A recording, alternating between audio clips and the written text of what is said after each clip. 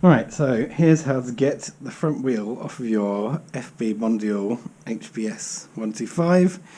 The main things you're looking for: a 22mm nut here, and there's a 6mm Allen bolt here on the end of the forks just to keep that snug. So, excuse the noise, I'll use this for speed.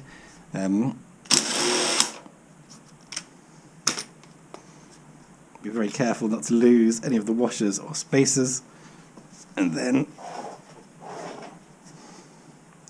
you just, with your 6mm Allen bolt, turn it that way so you can see a bit better, just crack that off, and you can remove that completely. It's important to remove that completely, otherwise you're going to really struggle to get the axle out.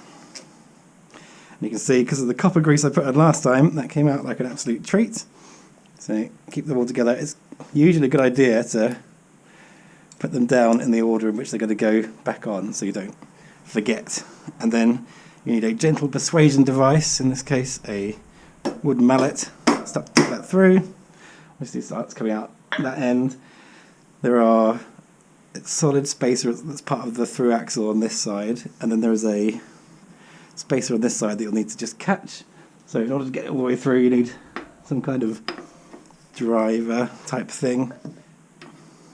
Just line that up with the through axle, then you can tap it out.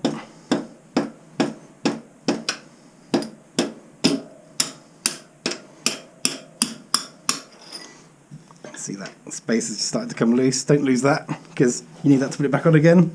Then take the weight of the wheel, rattle that out. That's your through axle. So once your brakes are released, it should slip quite easily out. There's the spacer, don't lose that, and then just pull that clear.